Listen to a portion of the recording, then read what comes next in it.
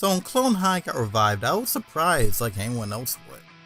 It was one of my most wanted animation prayers and it came true out of nowhere. Of course, I wanted to, pardon the pun, cash in on this topic, but I had no idea what I was going to add to the table, considering we just had a retrospective on the whole show. So I got to thinking, music is something I'm very passionate about, a lot of types of music, and music is something that helped Clone High gain its identity. I mean, hey, I'm not making cash out this video anyway, so why not make a complete video as to why Clone High's soundtrack is so important, the original songs and the licensed songs. And I know NICKTendo did make the definitive video, but he also did help save me and the rest of the guys from that whole alien spaceship thing, so I guess you could look at it as me returning the favor by shamelessly piggybacking off your video. If you're watching this, thanks, G. Shaka Brana, George Washington Carver. Damn it, Gandhi! So, first off, it is absolutely vital that abandoned pools be a part of this. You got it, Prom King. Having some of their other songs in Humanistic would be a great nod to fans of both the band and people who love the original show. Abandoned Pools cannot be separated from Clone High, they made the theme song after all. The album Humanistic is in itself a great album, honestly. Off the top of my head, songs from Humanistic that would fit in with Clone High's vibe are Ruin Your Life, Remedy, and Mercy Kiss, but Fluorescent especially fits in because some of the lyrics in it can definitely apply to the deeper conflict of the show of how the clones don't have their own identity. And I just like teen angst. Clone High likes teen angst too. It's pretty simple.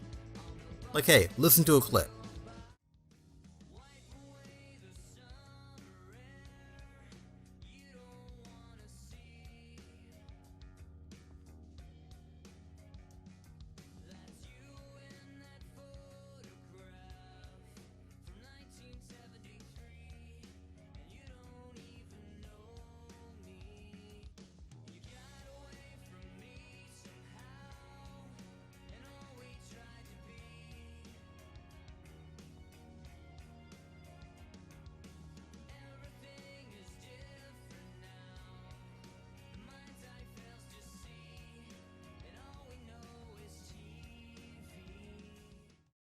Now, of course, one of the most important songs that they can incorporate into this new Clone High reboot is Start Over. Because we don't know if it's going to be a complete reboot in some way, or if it's going to try to lead off where we left off last time all those years ago.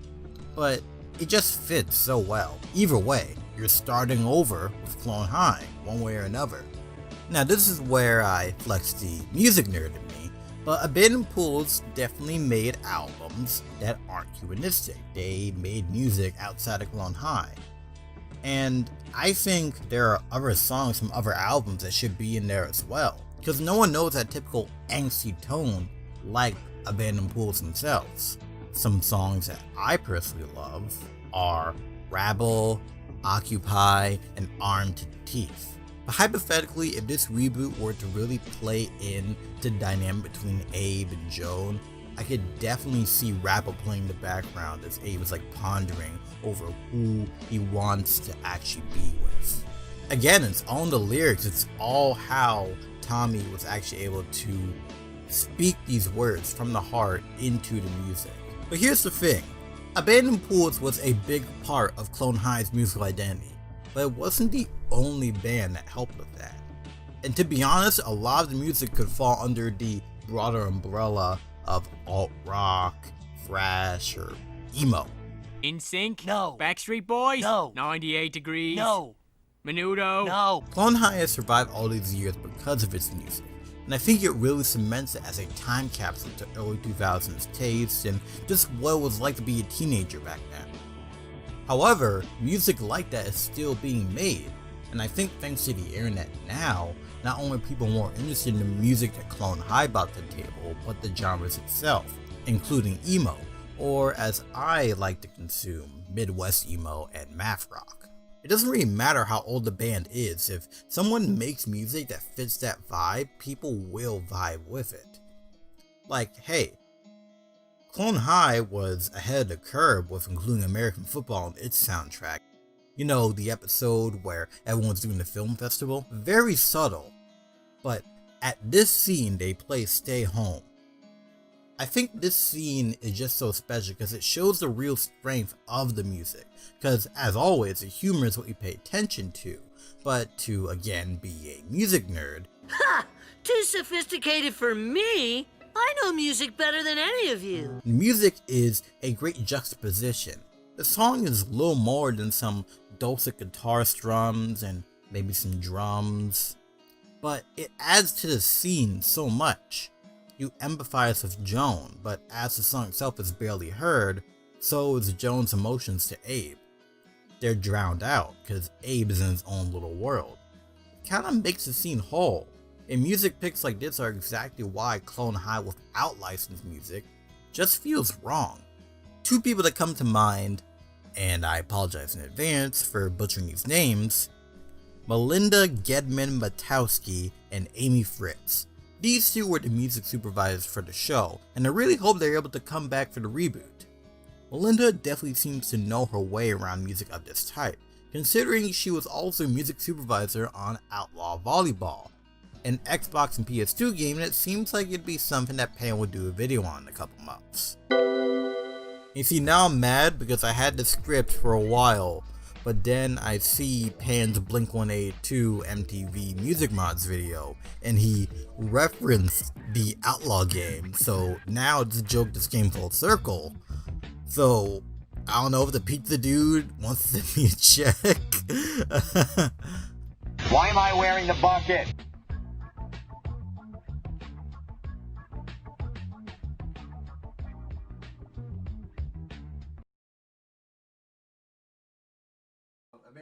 American football, so let's get it out further ado.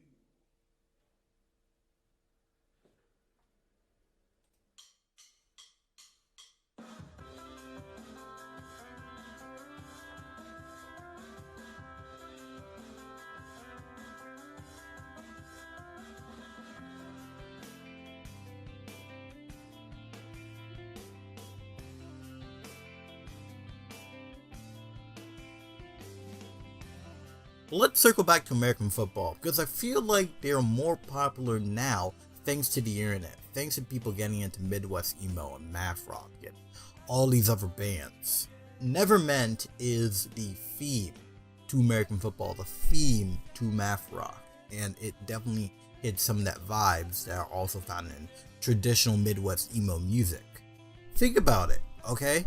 This album came out in 1998, yet people are still memeing it, people are still loving it, people are still discussing it, and these dudes are able to still make music, and these dedicated fans, new and old, are still loving it. American football and a lot of these other niche bands don't really need mainstream appeal, but the magic of the internet is that new people can get into these groups. So having another platform for these bands to show off their music would help a lot. And to be honest, I don't even want exclusively old bands. When you're doing a revival of anything, it's important to balance out the old with the new. I think this reboot can still play songs from the early 2000s that still incorporate that similar angsty vibe, but it's not like music now isn't being made with that similar vibe. It can even be outside the typical Midwest emo / math rock genres. Anything that embodies the spirit of being an angsty teenager, I'm all for. I think incorporating Dirty Little Secret by All American Rejects is a good start, or maybe Dig by Incubus. But if we're talking about some smaller, more recent bands that I want to highlight, here's some songs. Camping in Alaska and their songs I Just Want to Kickflip into the Sunset and Disappear.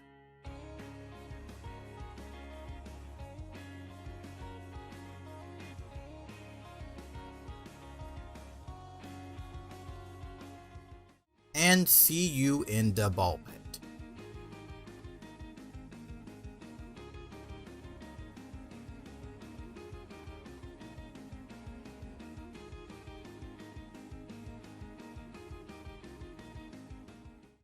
Mom Jeans with their song Poor Boxer Shorts.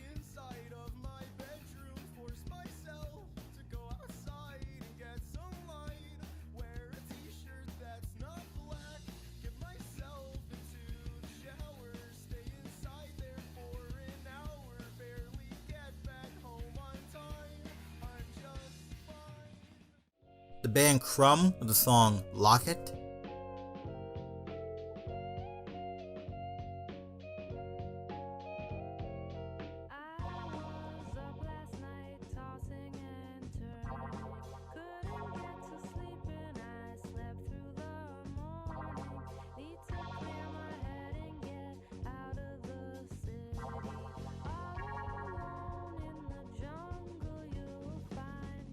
And finally, I Don't Know You by the Marias. There's a weight in my bed where you laid and you said, I don't know you, I don't know you. Which, again, we don't know what's going on with this reboot and what story progression it'll take, what emotional direction it'll take, but it's just another song that could really add to the general tension of this weird love quadrangle we have between Abe, JFK, Cleo, and Joan. Ah, I'm such a girl! Exactly. You're a real knockout Betty, Joan. And a better Betty when you're not faking being a slutty whore. You mean you like me when I'm just me? Ring-a-ding-ding. To walk in my shoes, it's true, I've tried making it up to you.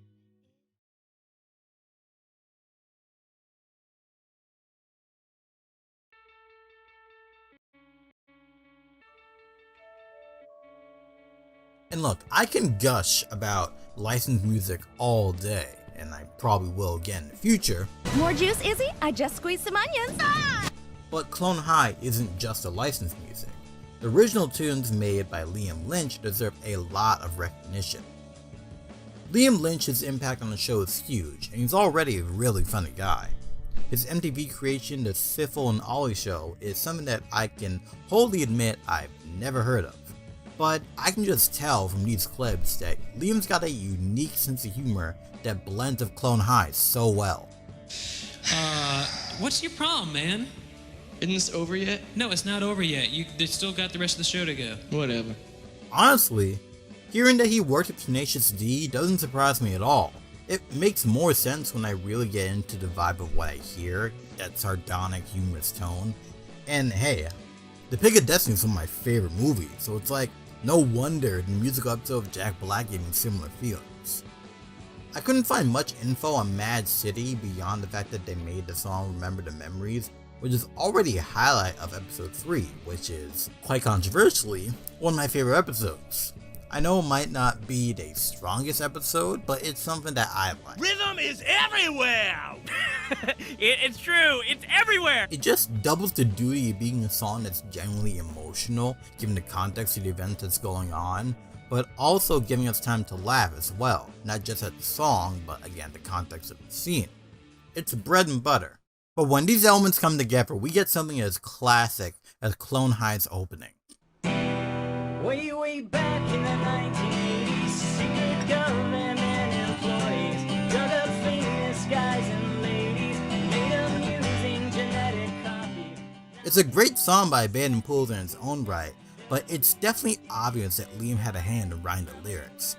It flips between Tommy's lingering, angsty voice and his emotions to the dry, sharp wit of Liam. It's funny and moody. I think that's a great way to sum up the show as a whole. I love it when musicians collaborate with a show like this, going above and beyond instead of just giving the show rights to a song they already made. Of course, this isn't to say that I think licensing music is easy, and honestly, when it comes to bands that do license their music, I honestly think this is a shame, because as I looked into my music library and did some research, I found out that a lot of these bands simply aren't around anymore for one reason or another, just like our teen years themselves. Despite having dedicated fans, many of them never quite got to make it big. Even so, never underestimate the power of animation. Even way back in the mid to late 2000s, people were desperately trying to find a way to listen to the music from this show. And some of these bands weren't mainstream friendly either, like, again, American football. But they resonated with people enough to still stay there and likely affected what music they consumed after they finished the show. Clone High 2020, or whatever it will be called, should take advantage of this and get a new group of people into new bands. And since we're in the internet era, having an official YouTube upload of all songs or a Spotify playlist or something will really go a long way to preserving not only these songs but the memories and emotions that they will invoke in their viewers. We don't always get a chance to start over in life, but thanks to reboots, we really do. Now all we can do is hope for the best that Clone High 2020 will give us the same emotions, if not more, than this original run. I have hope. I trust Lord and Miller, and I just can't wait to see what they have.